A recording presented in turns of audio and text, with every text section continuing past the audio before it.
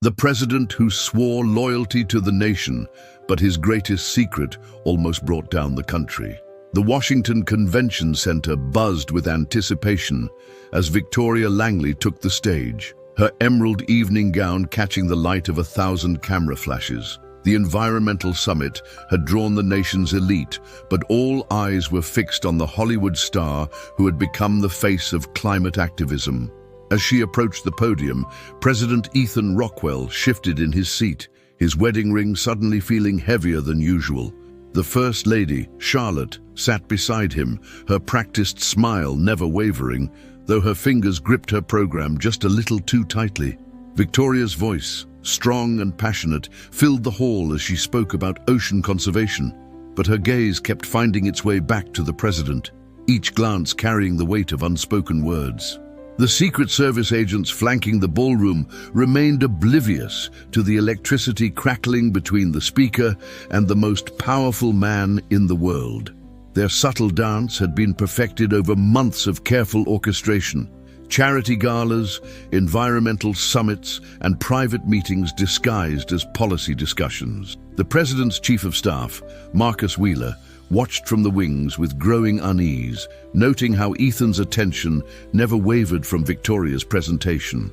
He had seen that look before, in private moments, when the president thought no one was watching, in fleeting reflections of elevator doors, in the quick adjustments of his tie before routine environmental briefings. Later that evening, as the crowd mingled over champagne and carefully curated hors d'oeuvres, Victoria and Ethan maintained their professional distance. Their only interaction was a brief handshake for the press, but their fingers lingered a fraction too long. Their smiles held a degree too warm. A young photographer from the Daily Press, Jake Morrison, noticed something in the way they moved around each other like planets locked in orbit, never colliding, but always aware of the other's gravitational pull. He raised his camera, capturing a series of seemingly innocent moments that would later tell a far more provocative story. In the corner of the Grand Hall, Felix Durant nursed a whiskey, his journalist's instinct tingling as he observed the carefully choreographed dance between the president and the actress. His phone buzzed in his pocket. Another anonymous email, the third this week. This time, however, the attached photos made his breath catch.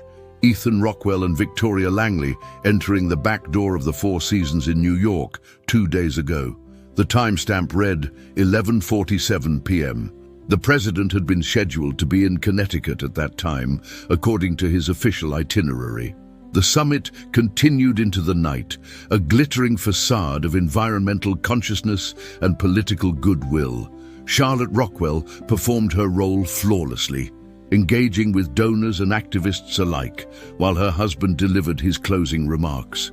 Victoria had already left the stage, but her presence lingered like perfume in the air. The president's speech was perfect, rehearsed, powerful, presidential, but those who knew him best could hear the slight tremor in his voice, the barely perceptible distraction in his delivery.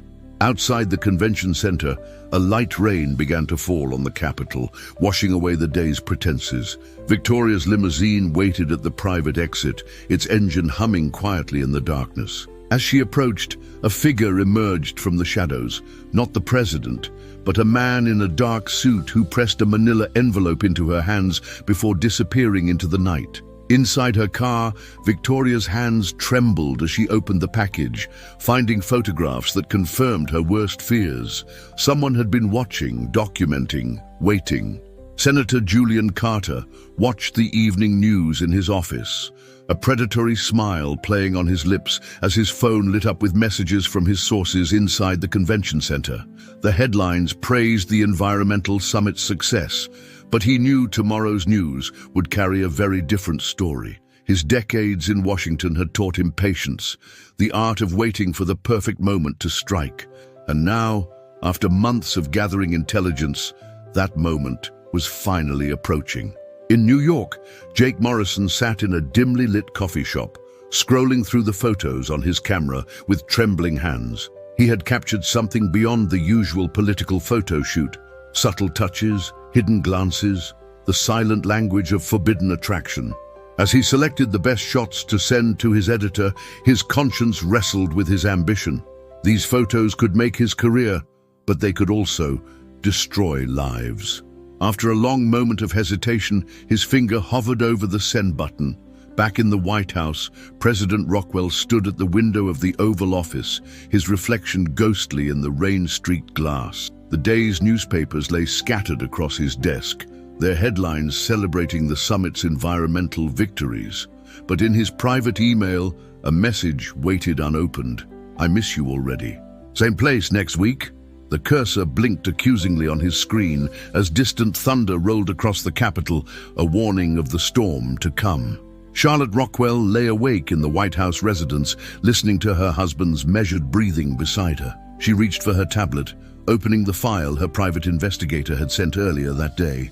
The photos were grainy but unmistakable, her husband and Victoria leaving the hotel in New York. She closed the file and turned away, her face expressionless in the darkness. Plans she had set in motion months ago were finally bearing fruit, though not quite in the way anyone would expect. The headline of the National Enquirer screamed across newsstands nationwide, "Presidential Affair Exposed." Beneath it, the grainy photos of Ethan Rockwell and Victoria Langley entering the Four Seasons played out like a silent movie of destruction. The morning editions had barely hit the streets when the White House switchboard lit up like a Christmas tree as reporters from every major news outlet demanded comment.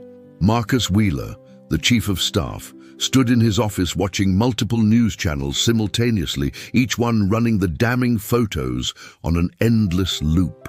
His phone hadn't stopped ringing since 4 a.m. when the first digital edition broke the story.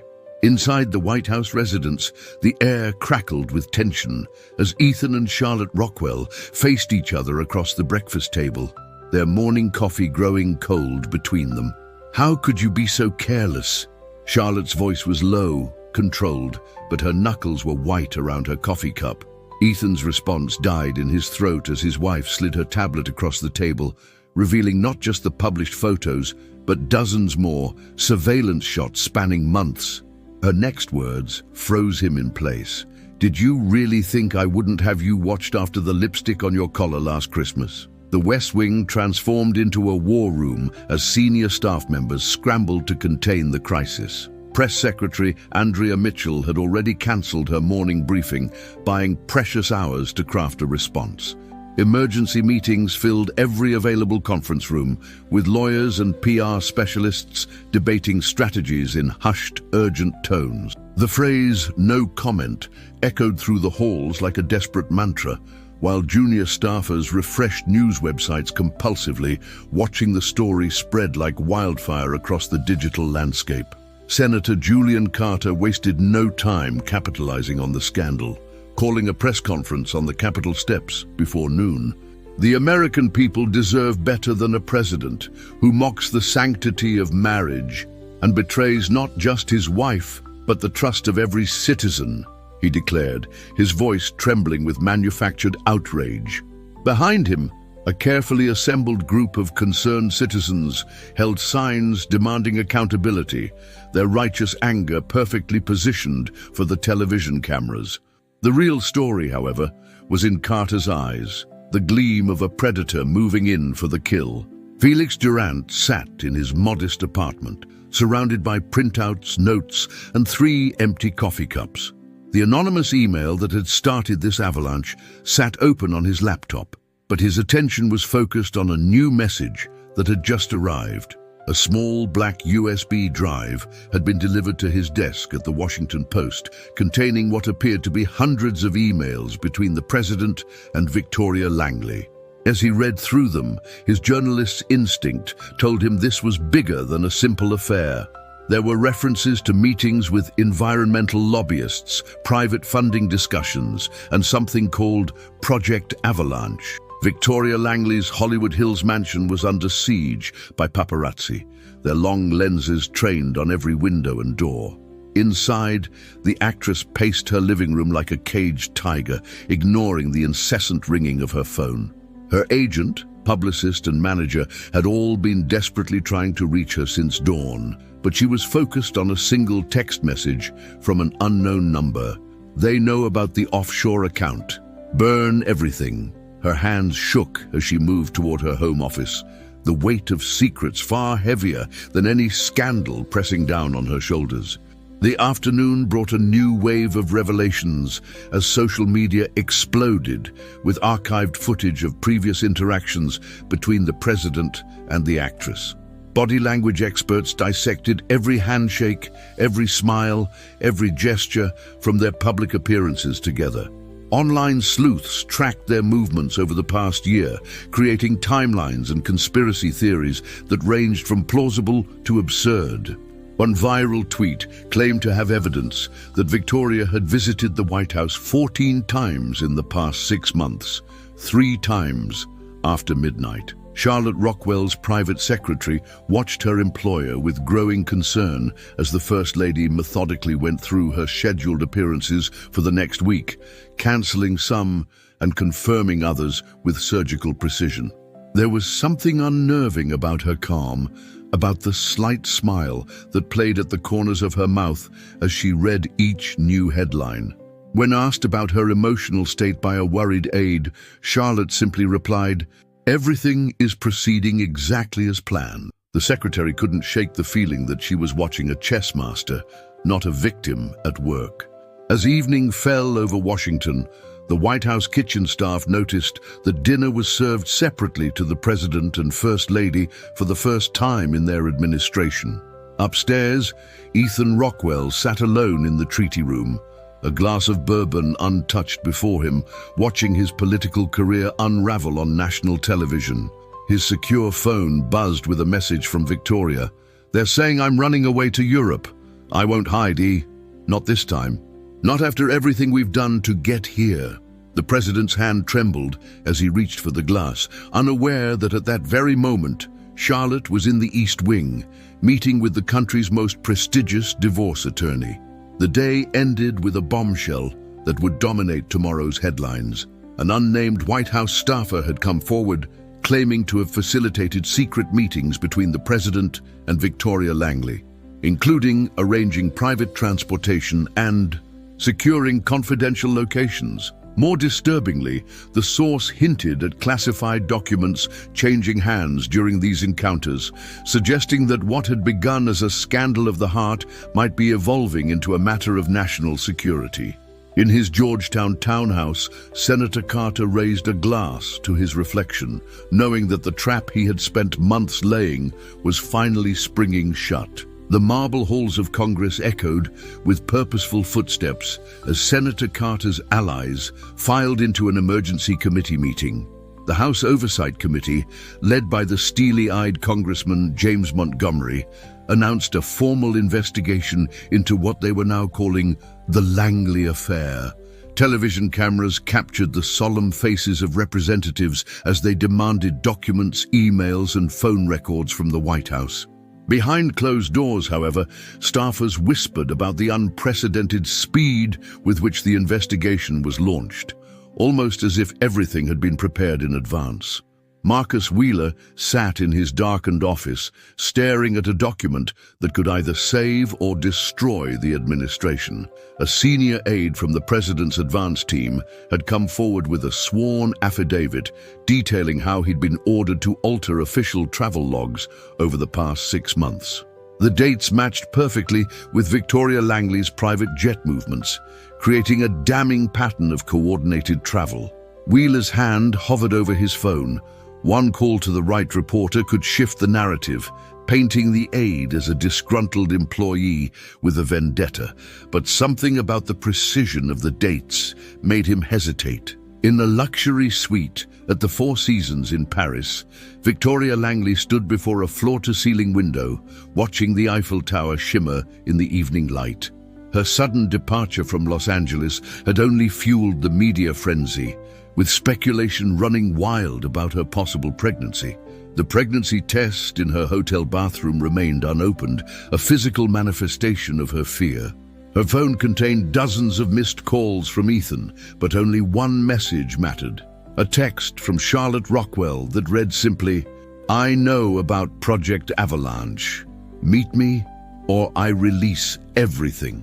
The National Enquirer's editor-in-chief, Brad Thompson, was in the middle of preparing the next day's explosive follow-up when his secretary announced an unexpected visitor. A man in an impeccably tailored suit introduced himself as a representative of the president's personal interests, placing a briefcase on the desk between them. Inside lay documents suggesting the tabloid's parent company had been evading federal taxes for years. The conversation that followed was brief, professional, and ended with Thompson staring at his computer screen, wondering how to tell his publishers that tomorrow's story needed to be pulled. Charlotte Rockwell's first public appearance since the scandal broke was carefully choreographed, a visit to a children's hospital that had been on her schedule for months.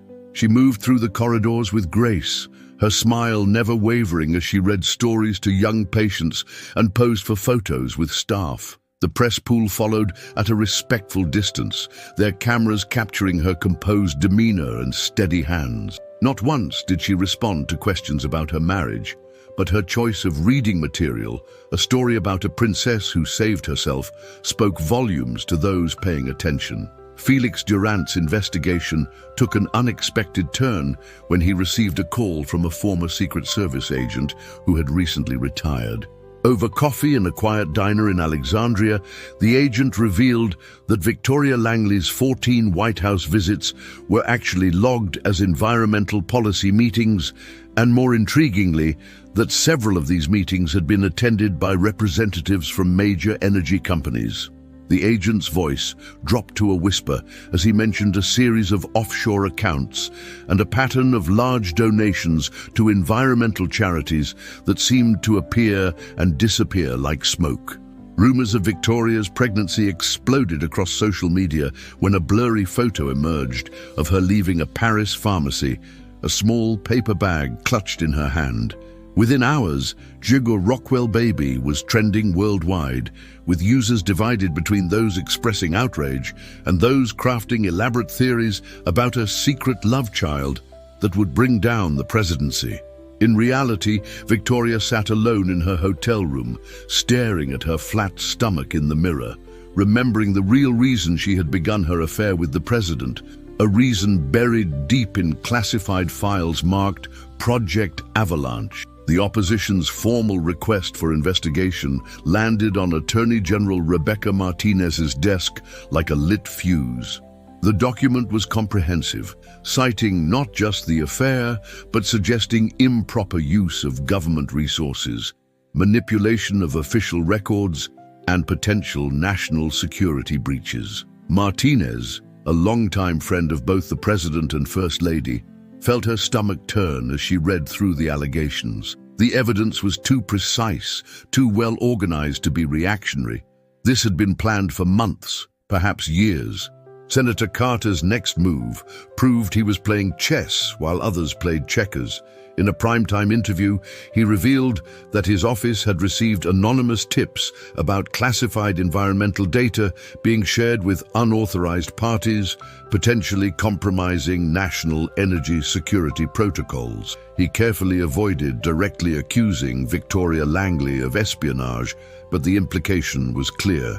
The interview ended with Carter calling for a special prosecutor, his concern for national security masking the predatory gleam in his eyes.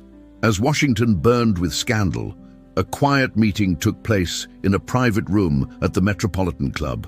Charlotte Rockwell sat across from Henry Blackwood, the country's most feared divorce attorney, but their discussion had nothing to do with ending her marriage. Instead, they reviewed a thick file of documents that connected Senator Carter, several energy companies, and a complex web of shell corporations to something called Operation Kingmaker.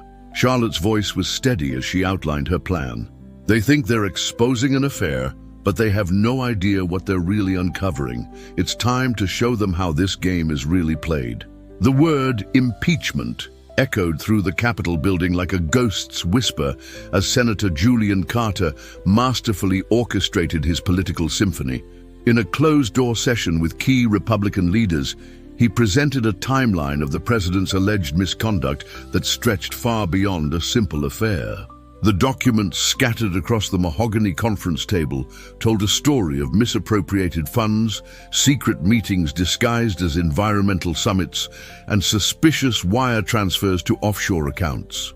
Carter's voice carried just the right note of reluctant duty as he declared, "We're not just dealing with a moral failing, gentlemen. We're looking at a fundamental breach of the public trust." Felix Durant's latest article in the Washington Post hit like a precision missile strike. Through meticulous investigation, he had uncovered a pattern of the president's discretionary fund being used to book private venues, high-end hotels, and charter flights that coincided perfectly with Victoria Langley's environmental advocacy tours. The evidence was circumstantial but damning.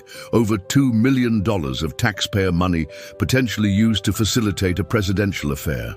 The White House press office responded with uncharacteristic silence, while social media erupted with calls for impeachment proceedings to begin immediately. The Parisian paparazzi caught Victoria Langley in a moment that would dominate headlines worldwide, emerging from a high-end pharmacy, clutching what appeared to be a pregnancy test. Her attempt to shield her face from cameras only added fuel to the speculation fire.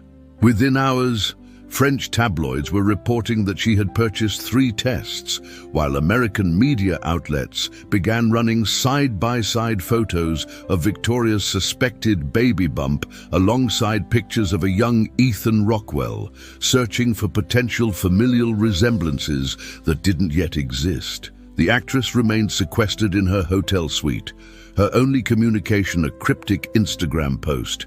Truth, like life, finds a way. Charlotte Rockwell chose NBC for her exclusive interview, her selection of veteran journalist Diana Morrison sending a clear message about the gravity of what was to come. The First Lady sat in the Blue Room, elegant in a powder blue suit that telegraphed both strength and vulnerability. As the cameras rolled, she looked directly into the lens and delivered a statement that stopped the nation in its tracks. The American people deserve to know that the real scandal isn't about love or betrayal. It's about power, corruption, and a conspiracy that goes far beyond my marriage. Tonight, I'm going to tell you everything. Behind the scenes, the White House was in chaos. Junior staffers were seen carrying boxes of documents to the shredding room, while senior advisors huddled in emergency meetings that stretched into the night. The president's schedule was cleared for the next 3 days, officially due to a mild case of flu. Unofficially, Ethan Rockwell hadn't emerged from the private residence since receiving a heavily encrypted email from Victoria that contained a single attachment, a scanned document on CIA letterhead with the header Project Avalanche, Phase 1 Completion Report. In the Senate chamber, Julian Carter moved his pieces with the precision of a grandmaster. He introduced a resolution calling for a special committee to investigate the misuse of presidential funds, while simultaneously leaking information to select reporters about possible national security implications. The suggestion that Victoria Langley might have used her relationship with the president to access classified environmental data sent shockwaves through Washington's intelligence community. Carter's performance was flawless, each public statement dripping with reluctant patriotic duty, while privately he made calls to shore up support for what he planned would be the final act of his decades-long revenge against Ethan Rockwell. Felix Durant's investigation took an unexpected turn when he received an anonymous tip about regular meetings between Senator Carter and executives from Global Tech Energy, a corporation known for its aggressive opposition to environmental regulations.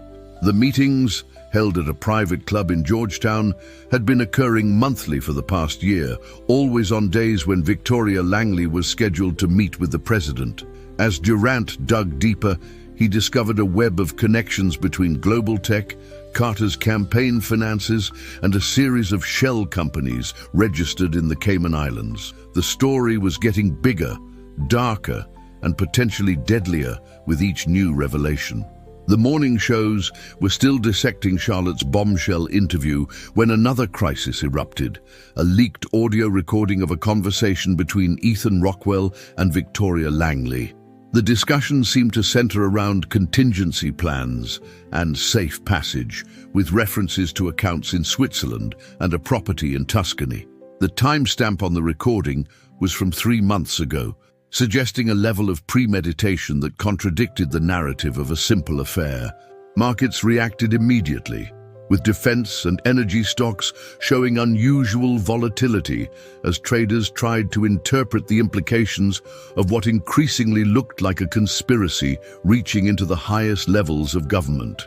Charlotte Rockwell's teams of lawyers and private investigators worked through the night, coordinating with contacts in multiple countries to assemble the final pieces of a puzzle that had taken years to construct. In her private study, she reviewed the evidence one last time: photographs of Carter meeting with known foreign agents, bank statements showing patterns of suspicious deposits, and most damning of all, emails discussing a coordinated plan to force an environmental policy crisis that would benefit certain energy companies to the tune of billions. As she sealed the documents into a diplomatic pouch, her phone buzzed with a message from Victoria Langley. "I'm ready to tell them everything about Avalanche. Are you sure you want to do this?" The tension in Washington reached a breaking point as multiple stories collided in a perfect storm of political chaos. While impeachment discussions gathered steam in Congress, rumors swirled about Victoria Langley's condition. Charlotte's revelations dominated the airwaves, and Felix Durant's investigations threatened to expose a conspiracy that would dwarf anything in American political history. In the Oval Office, President Ethan Rockwell stared at the portrait of George Washington, wondering if the father of their country had ever faced such a complex web of love, lies, and political manipulation. His next decision would either salvage his presidency or destroy everything, and he had less than 24 hours to make it. Charlotte Rockwell's words hung in the air like smoke after an explosion. "I will not be complicit in a political game masquerading as love." The statement, delivered during her primetime interview with Diana Morrison, sent shockwaves through Washington's power structure. The First Lady's composed demeanor cracked slightly as she continued, revealing glimpses of carefully controlled anger. Her next words were even more devastating. "For 3 years, I've watched this administration systematically dismantle environmental protections while pretending to champion them. The affair between my husband and Ms. Langley is just the tip of a very dark iceberg." The media landscape exploded with speculation about Charlotte's true role in the unfolding drama. Cable news talking heads debated whether she was a wronged wife seeking revenge or a sophisticated political operator who had been playing her own game all along. Archive footage emerged of Charlotte's earlier career as a corporate attorney specializing in environmental law, along with records of her meetings with prominent climate scientists in the months before her husband's election. Conspiracy theories flourished online, with some suggesting she had orchestrated the entire scandal to expose something far more sinister. Victoria Langley's return to American soil was orchestrated with military precision. Her private jet landed at Dulles International Airport at exactly 3:47 a.m., where a convoy of black SUVs waited to whisk her away. The press, tipped off by anonymous sources, arrived too late to catch more than distant camera flashes. Her first public statement came through her attorney. Ms. Langley will be holding a press conference tomorrow morning to address not only her relationship with President Rockwell, but also to reveal critical information about national security matters that the American people deserve to know. The statement concluded with a cryptic reference to Project Avalanche that sent journalists scrambling to their sources. The FBI's investigation into Victoria Langley for potential espionage became public through a carefully orchestrated leak to the New York Times. The article detailed how the actress had allegedly used her environmental activism as cover to gather classified information about American energy infrastructure. What the article failed to mention, but Felix Durant was beginning to uncover, was the suspicious timing of the investigation's initiation, just days after Victoria had attended a closed-door meeting with whistleblowers from Global Tech Energy. While the public's attention focused on the salacious details of the affair and espionage allegations, a smaller story buried in the financial pages caught the eye of several keen observers. Global Tech Energy had quietly begun selling off major assets while their stock price mysteriously rose despite the market downturn. Senator Carter's office issued a statement praising the company's strategic restructuring. But Charlotte Rockwell's private investigators were following a money trail that led from these transactions through a maze of shell companies and eventually to accounts in Switzerland and the Cayman Islands. The White House press corps was caught off guard when Charlotte Rockwell unexpectedly appeared at their morning briefing. With the same poise she had shown throughout the crisis, she approached the podium and opened a thin blue folder. 3 years ago, she began, I discovered evidence of a conspiracy involving energy companies, corrupt officials, and foreign interests working to undermine American environmental policy. Rather than expose it immediately, I chose to gather evidence to understand the full scope of the operation. Today, I'm releasing proof that Operation Kingmaker was designed to create an artificial energy crisis that would force the US to abandon its climate commitments. Felix Durant's phone nearly vibrated off his desk as sources began reaching out with pieces of a puzzle he hadn't known existed. A former Global Tech executive provided documentation showing how the company had worked with foreign operators to manipulate energy markets. A retired CIA analyst offered insight into Project Avalanche, originally designed as a counterintelligence operation to protect American environmental technology from foreign theft, but somehow twisted into something far more sinister. Most intriguingly, a source within the First Lady's inner circle suggested that Charlotte had been running her own counter-operation for years, using her position to gather evidence against the very people who thought they were using her husband. The day's revelations left Washington reeling, but the night brought even more dramatic developments. Senator Carter was photographed entering the Russian embassy, though his office would later claim he was there for a routine cultural event. Victoria Langley's attorney filed a request for federal whistleblower protection, citing evidence of massive fraud and corruption in the energy sector. And in a move that surprised even the most seasoned political observers, Charlotte Rockwell requested an emergency meeting with the Attorney General, arriving at the Justice Department with 4 thick binders of documents and a team of national security lawyers. President Ethan Rockwell watched these events unfold from the Oval Office, his face illuminated by multiple news screens showing different aspects of the crisis. His marriage, his relationship with Victoria, his presidency, all were unraveling in ways he hadn't anticipated. But as he read through the files Charlotte had left on his desk before departing for the Justice Department, a new understanding began to dawn. The affairs, the scandals, the political machinations, they had all been moves in a much larger game, one his wife had been playing with a level of sophistication that left him both awed and terrified. As midnight approached, Charlotte Rockwell sat in her private study in the White House residence, watching the pieces of her long game finally fall into place. Her phone lit up with a message from Victoria. Everything is ready. Tomorrow we end this.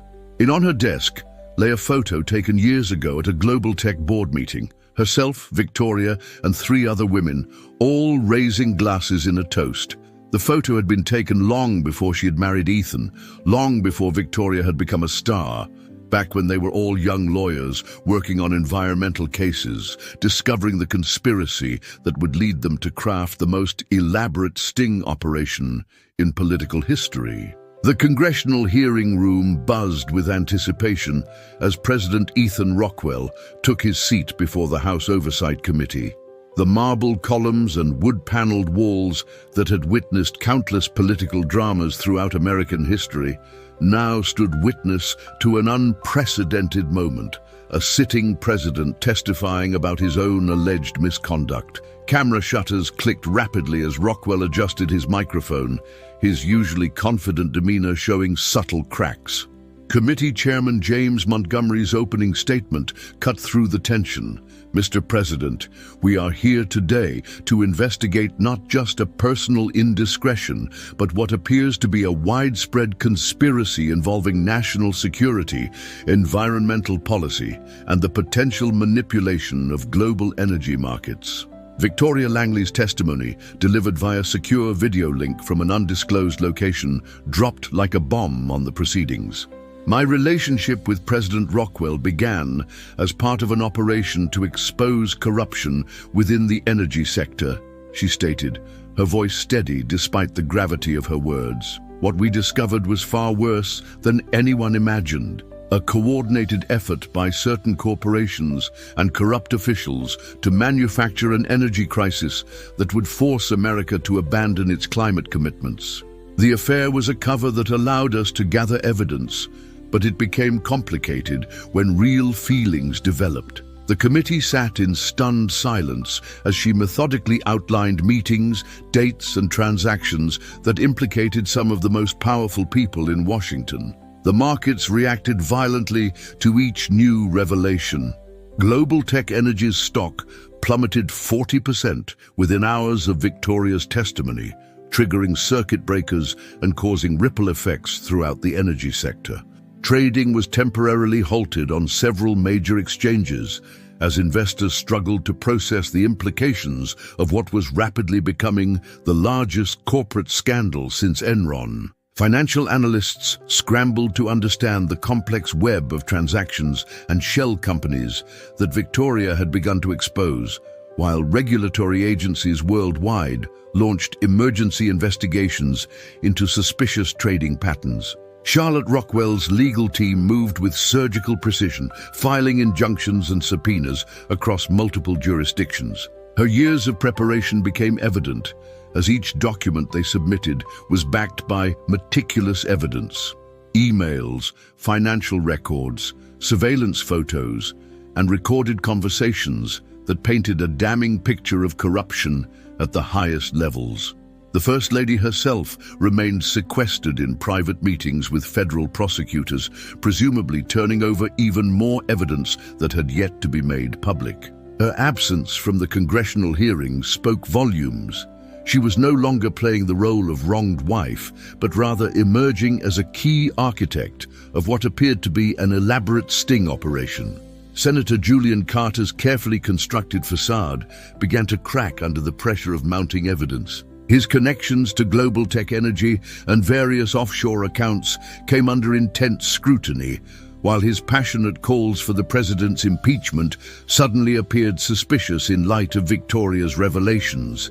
The senator's office issued increasingly desperate denials, but the steady drip of incriminating information suggested that the hunter had become the hunted. Late that evening, Carter was seen entering the office of his personal attorney, carrying a thick briefcase and wearing an expression that veteran Hill watchers recognized as fear. The recorded conversation between Ethan and Victoria about their escape plan took on new meaning as more context emerged. What initially appeared to be lovers plotting their getaway was revealed to be a carefully crafted conversation designed to flush out corrupt officials who were monitoring their communications. "I've arranged for the transfer to the Swiss account," Rockwell had said in the recording, a statement that investigators now understood was meant to trigger specific reactions from those under surveillance. The sophistication of the operation began to suggest involvement from intelligence agencies, though no official sources would confirm or deny such speculation. Felix Durant's latest article pieced together the complex choreography of the operation. Charlotte Rockwell, he revealed, had been investigating environmental corruption since before her marriage to Ethan. Victoria Langley, far from being merely an actress turned activist, had worked as an environmental lawyer before transitioning to Hollywood, a career change that allowed her to move in powerful circles while maintaining a cover of celebrity activism. The affair, Durant suggested, had been initially planned as part of their investigation, though the genuine emotional entanglement between Victoria and Ethan had introduced an element of unpredictability to the operation. The White House Chief of Staff submitted his resignation as evidence mounted that he had been an unwitting conduit for Global Tech's influence within the administration. More resignations followed throughout the day, creating a sense of government in free fall. Yet beneath the chaos, a pattern began to emerge. Each departure seemed to remove another piece of the corrupt network that Charlotte and Victoria had spent years documenting.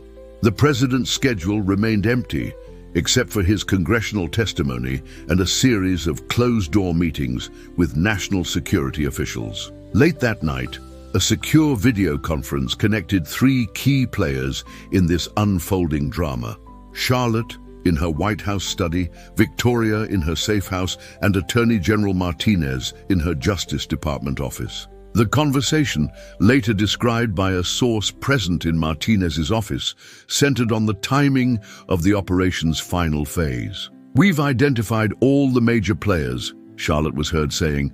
"The only question now is how to bring them down without taking the entire government with them." The stakes had grown far beyond a simple scandal. They were now facing the challenge of exposing massive corruption while preserving the stability of the American political system. As midnight approached, President Rockwell sat alone in the Oval Office, drafting what his advisors believed would be a resignation speech. The truth was more complex. The words taking shape on his computer screen would either expose and destroy a vast criminal conspiracy or tear apart the nation's political fabric. Outside his window, protesters and supporters clashed in Lafayette Square, their angry chants a testament to how thoroughly this crisis had divided the country. His phone buzzed with a message from Charlotte. "Whatever you decide, remember, this was never about us. It was always about them." For the first time since the scandal broke, Ethan Rockwell smiled, finally understanding his role in his wife's intricate game of chess.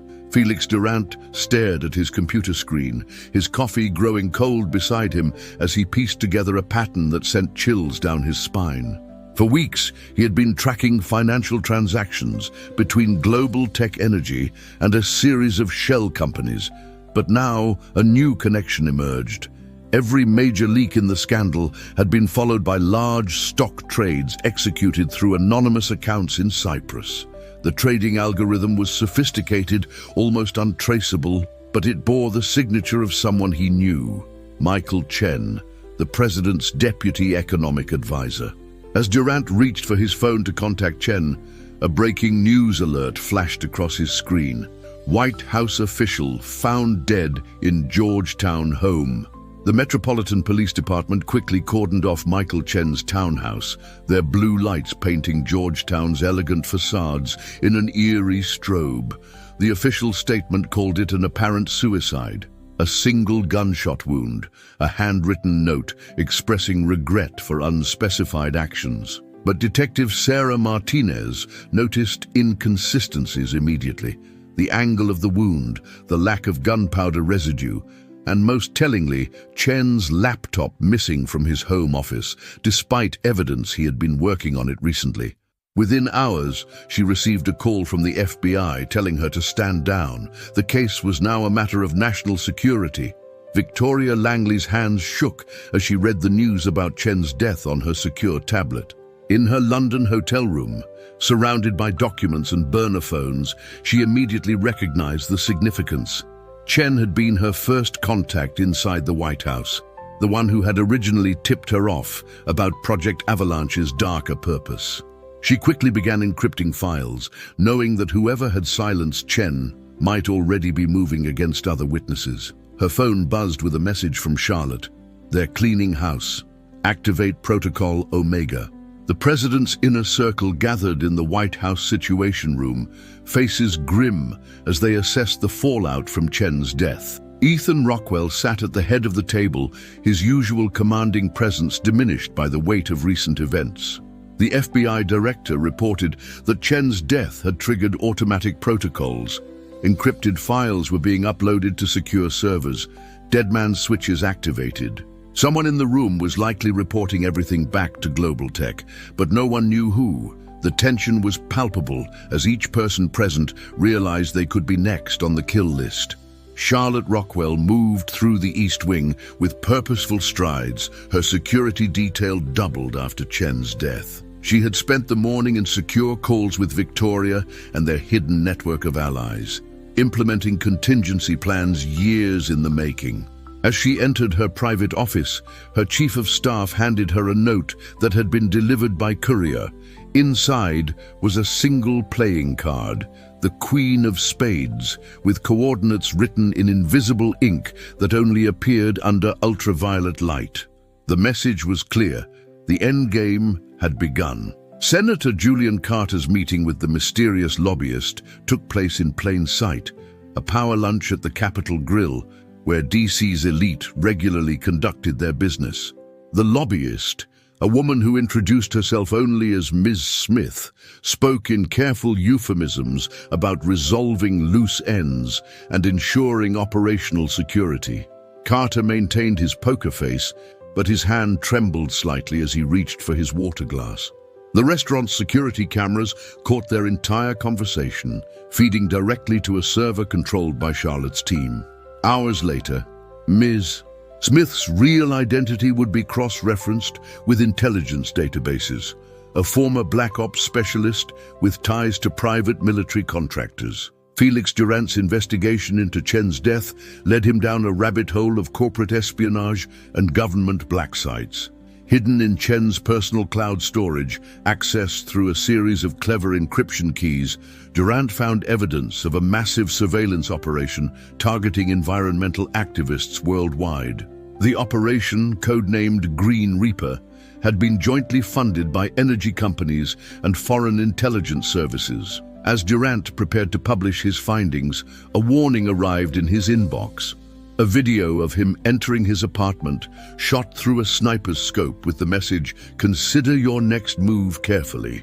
The medical examiner's preliminary report on Chen's death disappeared from secured servers within hours of being uploaded, replaced by a sanitized version that supported the suicide narrative.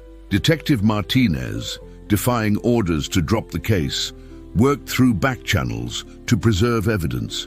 She discovered that Chen had made a series of calls to offshore numbers in the hours before his death, and his final text message, never included in official reports, read simply, "Project Avalanche was never about clean energy. Check the seismic data." The message had been sent to both Victoria Langley and Charlotte Rockwell.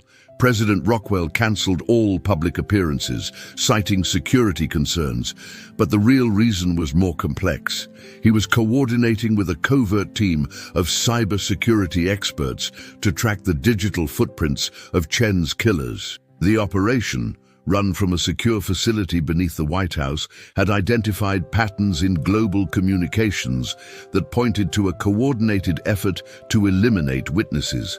The team's leader, a former NSA operative, presented evidence that similar suicides had occurred at energy companies and environmental organizations across 3 continents, all connected to Project Avalanche. As night fell over Washington, the pieces of a deadly puzzle began to align. Victoria Langley's investigation had uncovered not just corporate corruption, but a global conspiracy involving artificial earthquake technology disguised as clean energy research. Chen had discovered that Project Avalanche's true purpose was to develop weapons capable of triggering natural disasters, weapons that could be sold to the highest bidder. In her secure room at the Four Seasons, Victoria encrypted her final report and set it to release to multiple news organizations if she missed her next check-in. Outside her window, a red dot from a laser sight briefly appeared on the wall, then vanished into the darkness. The inevitability of President Rockwell's impeachment hung over Washington like a storm cloud, but the narrative had shifted dramatically from a simple sex scandal to something far more sinister. Cable news networks ran split-screen coverage. one side showing protesters outside the White House, the other displaying diagrams attempting to explain Project Avalanche's complex web of deception. Political commentators who had been gleefully dissecting the president's affair now struggled to keep up with revelations about artificial earthquake technology and corporate assassination schemes. The public's appetite for scandal had been replaced by genuine fear as they realized the true scope of what was unfolding. Victoria Langley's popularity had plummeted in the initial days of the scandal, with social media users branding her a homewrecker and opportunist. Now, as evidence of her role in exposing the conspiracy mounted, public opinion began to shift. Her Instagram account, dormant since the scandal broke, suddenly posted a single photo, a younger Victoria in business attire, standing outside a courthouse with Charlotte Rockwell and 3 other women. The caption read, "The truth about Project Avalanche was always hiding in plain sight. Today we finish what we started 10 years ago." Within hours, Project Avalanche and Langley was right were trending worldwide. The halls of Congress echoed with heated debates as representatives grappled with the implications of the unfolding crisis. The impeachment proceedings, initially focused on the president's alleged misuse of public funds to facilitate his affair, now expanded to include investigations into government complicity in Global Tech's weapons program. Senator Carter's allies began to distance themselves as evidence mounted of his connections to the energy consortium.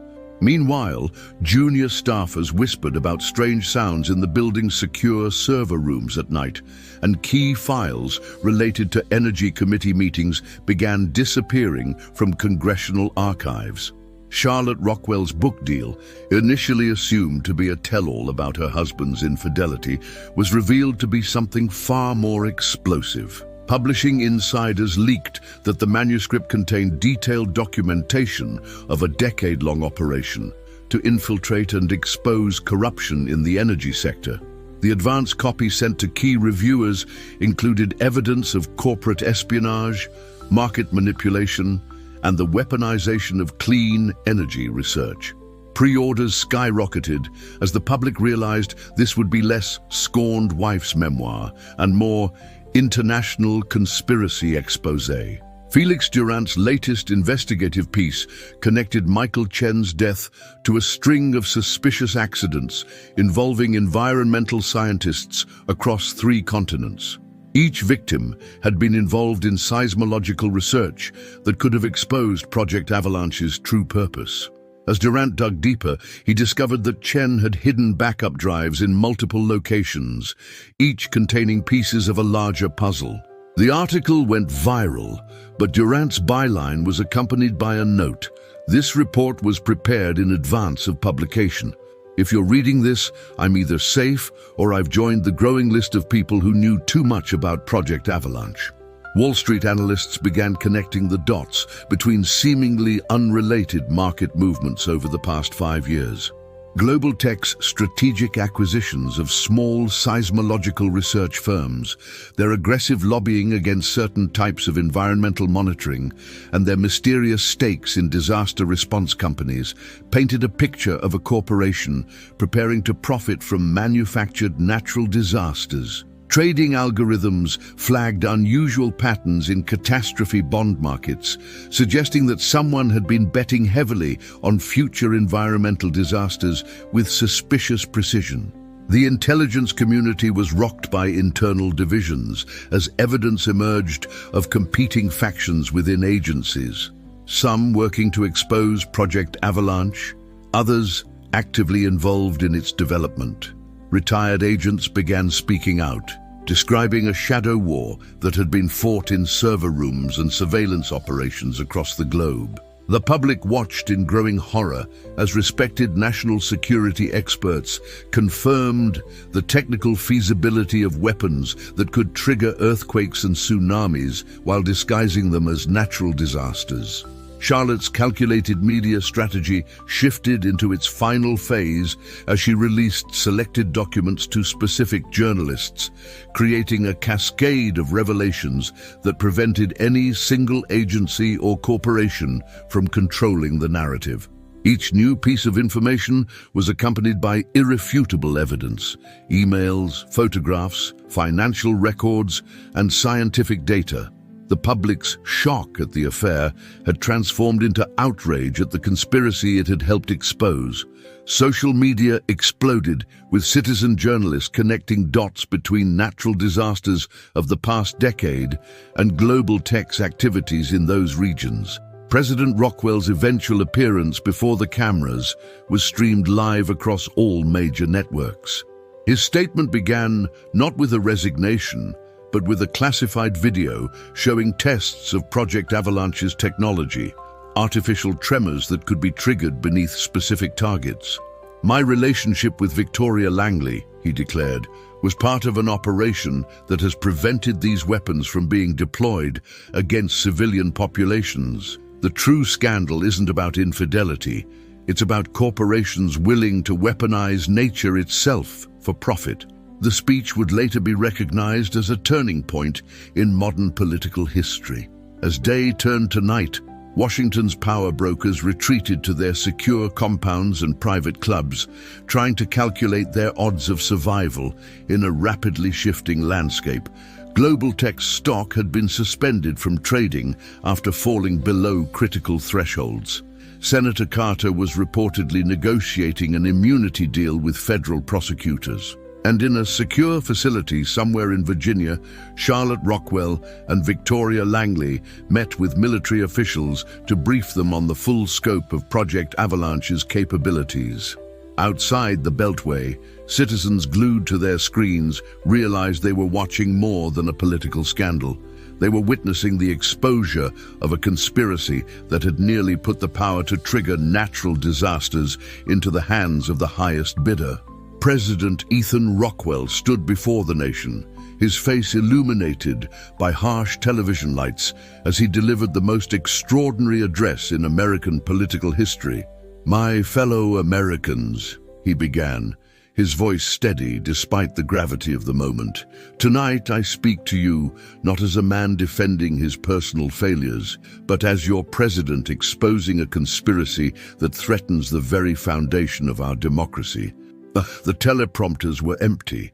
This was a speech he had to deliver from the heart.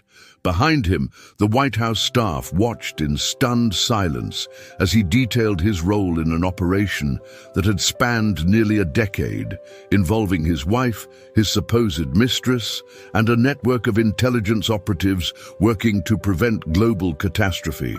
Senator Julian Carter's world imploded in real time as his own assistant stepped before the cameras at a hastily convened press conference.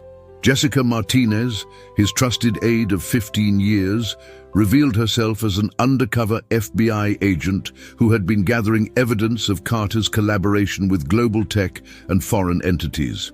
The press corps sat in stunned silence as she methodically outlined how Carter had helped facilitate the development of Project Avalanche's earthquake technology, using his position on key Senate committees to direct funding and suppress investigations. In his Georgetown mansion, Carter watched his empire crumble, his phones ringing incessantly with calls from former allies now scrambling to distance themselves. Felix Durant's explosive article hit the internet moments after the president's speech began, providing documented evidence that corroborated every shocking claim. His investigation had uncovered a trail of evidence linking global tech to mysterious seismic events in regions that had refused their mining operations. More disturbingly, he revealed internal company documents showing plans to auction the earthquake technology to the highest bidders. Rogue nations and terrorist organizations had already made offers in the billions. The article ended with a detailed account of Michael Chen's murder, including security camera footage that clearly showed professional hitmen entering his building the night of his suicide. Victoria Langley appeared via satellite link on every major network, her location still undisclosed for security reasons. Gone was the glamorous actress the public had known. In her place sat a sharp-eyed former environmental lawyer who had sacrificed her original career to go undercover in Hollywood, gaining access to circles of power that would have been otherwise closed to investigators. The affair was a carefully crafted myth, she explained, her voice unwavering. President Rockwell and I played our parts in public while working to expose those who would turn natural disasters into weapons. The real romance in this story is between justice and truth. In London, Tokyo, and New York, financial markets reeled as trading algorithms struggled to process the flood of information. Global Tech's stock price collapsed as investors fled, triggering automatic trading halts. But more significantly, a pattern of suspicious trading emerged across multiple markets, evidence of how Project Avalanche had been used to manipulate economies through strategically timed natural disasters. The SEC announced an emergency session as similar regulatory bodies worldwide began freezing accounts and launching investigations. The economic impact threatened to dwarf any previous corporate scandal in history. Charlotte Rockwell chose CNN for her only live interview, sitting across from veteran anchor Michael Reed with an air of calm determination. "We knew the only way to expose this conspiracy was to let them think they were exposing us," she explained, laying out how she had orchestrated the entire scandal. The supposed marital drama had been an elaborate ruse, designed to draw attention to surface-level impropriety while allowing her team to gather evidence of far greater crimes.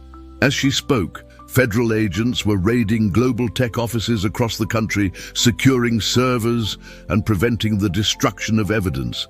The intelligence community was thrown into chaos as details of Project Avalanche's true nature became public. Rival agencies discovered they had been working at cross purposes, some trying to expose the weapon program, others actively abetting its development. In a secure facility beneath the Pentagon, military scientists confirmed the technical validity of Global Tech's research, leading to immediate concerns about similar programs being developed by other nations. The State Department began receiving urgent calls from allies and enemies alike, all demanding to know how close the company had come to perfecting its earthquake technology. Felix Durant's final piece of investigative journalism arrived at newsrooms worldwide exactly 48 hours after Chen's death, triggered by a dead man's switch. The article provided irrefutable evidence linking Global Tech to dozens of suspicious seismic events over the past 5 years, each coinciding with the company's failed attempts to acquire mining rights or drilling permits. Included were satellite images, seismic data, and internal emails discussing demonstration events designed to pressure local governments.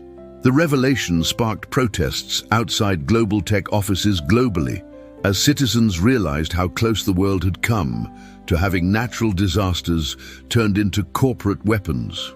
A coordinated international law enforcement operation swept across 3 continents, targeting the network of shell companies and operatives connected to Project Avalanche. Interpol announced the arrest of Global Tech's CEO in Switzerland, while other executives were taken into custody in London, Singapore, and Dubai. The operation had been planned for months, waiting for the political cover provided by the public exposure of the scandal. In Washington, Senator Carter was escorted from his home in handcuffs, his face ashen as media helicopters circled overhead, broadcasting his downfall to the world. As night fell over the Capitol, President Rockwell signed a series of executive orders from the Oval Office, establishing an emergency task force to secure and dismantle Project Avalanche's infrastructure. Charlotte and Victoria, their mission finally complete, met in a secure location to begin preparing their testimony for the congressional hearings that would follow. In his home office, Felix Durant finished backing up his files to multiple secure servers, insurance against any final attempts at suppressing the truth. The scandal that had begun as a simple story of infidelity had exposed one of the greatest conspiracies in modern history, and the world would never be quite the same. 3 months after the explosive revelations about Project Avalanche, Washington had settled into an uneasy new normal. The Rockwells had quietly departed the capital, their resignation from public life marked by dignity rather than disgrace. The official story, backed by congressional investigations and media exposés, had transformed a presidential scandal into a tale of heroic undercover work that had saved the world from a terrifying weapons program. Yet in the quiet corners of power, whispers persisted that not every secret had been revealed, not every player unmasked. The truth, as always in Washington, remained more complex than the public narrative suggested. The Italian Coast Guard logs recorded a mysterious yacht entering the marina at Portofino under the cover of darkness. No passengers were listed, but local workers reported seeing a tall man with graying temples and a blonde woman in sunglasses boarding the vessel just before dawn. They carried no luggage, only a sleek metal briefcase handcuffed to the woman's wrist. As the yacht disappeared into the Mediterranean mist, a series of encrypted messages bounced between servers in Switzerland, the Cayman Islands, and a classified facility deep beneath the Nevada desert. Operation Phoenix, as Charlotte had codenamed it, was entering its final phase. Charlotte Rockwell's memoir, The White House Gambit, had become the publishing sensation of the year, though careful readers noted subtle discrepancies in the timeline of events, moments where the narrative seemed to skip crucial details. The book's final chapter hinted at deeper conspiracies still unexposed, global powers still moving pieces on a board most couldn't see. At a bookstore in Georgetown, Felix Durant found a first-edition copy with a handwritten note tucked inside. "Some secrets protect us, keep watching the fault lines." The handwriting matched Charlotte's, but the message suggested their work was far from over. Global Tech's collapse had triggered a wave of revelations about similar programs in other countries. Intelligence agencies worldwide scrambled to contain the damage as the public realized how close humanity had come to weaponizing the Earth itself. Senator Carter's testimony, given in exchange for partial immunity, implicated officials in 12 countries and exposed a shadow market for geological weapons technology. Yet even as governments rushed to ban research into tectonic manipulation, security experts noted increased seismic activity around certain military installations in Asia and Eastern Europe. Victoria Langley's transformation from Hollywood star to international whistleblower had captured the public's imagination. Her documentary series, Fault Lines: The Truth About Project Avalanche, won critical acclaim and multiple awards. But at a private screening in London, a former CIA analyst noticed something curious. The seismic data presented in the final episode didn't quite match the classified reports he remembered. When he tried to access the original files to verify his suspicion, he found them corrupted and his security clearance suddenly revoked. The investigation into Michael Chen's death officially closed with the arrest of 3 former military contractors, their connection to Global Tech's Black Ops division clearly established. Yet Felix Durant's final article on the case raised a troubling question. If Chen had been silenced to protect Project Avalanche's secrets, why had his hidden data caches contained information about a seemingly unrelated research program codenamed Neptune's Echo? Durant's attempts to follow this lead met with polite but firm resistance from every agency he contacted. A week later, his source inside the Pentagon went on unexpected early retirement. In the quiet suburbs of Virginia, a team of NSA cryptographers worked around the clock to decode a series of anomalous signals detected in the weeks following Global Tech's collapse. The transmissions, disguised as routine seismic monitoring data, contained patterns that suggested a sophisticated communication network was still active. More intriguing were the coordinates embedded in the signals. They pointed to locations where no official geological monitoring stations existed. When they reported their findings, they were surprised to receive orders to redirect their attention to other projects. Charlotte's influential position post-scandal had surprised no one. Her role in exposing Project Avalanche had made her a celebrated figure in international justice circles. Her new Environmental Protection Foundation attracted powerful donors and former intelligence operatives to its staff. Yet, its focus on monitoring seismic activity worldwide raised eyebrows among those who remembered the technical capabilities revealed in the global tech files. Some wondered if Charlotte hadn't just dismantled one program to build another, more carefully controlled one in its place. The official story satisfied the public's need for closure. A corrupt corporation exposed, political conspirators brought to justice, and brave whistleblowers vindicated. President Rockwell's role as a knowing participant in his wife's long-game operation had redeemed his reputation, transforming the scandal into a complicated tale of necessary deception for the greater good. Yet in secure facilities across the globe, analysts noted that certain seismic monitoring stations still registered irregular patterns that matched frequencies mentioned in the most heavily redacted sections of the Project Avalanche files. 1 year to the day after the scandal broke, a security camera in Rome's Leonardo da Vinci International Airport captured a curious scene. An elegant blonde woman holding a sleeping baby boarded a private jet, nodding slightly to a man in dark glasses who watched from the terminal. Hours later, in a Pentagon Situation Room, a young analyst noticed a brief energy spike from a previously dormant monitoring station in the Mediterranean. The signal matched no known natural frequency, but before she could report it, her supervisor quietly closed the file. "Some secrets," he reminded her. "Protect us all." As the Roman summer sun set over the ancient city, the jet's transponder went dark somewhere over the Adriatic, carrying its passengers and their secrets into the gathering dusk.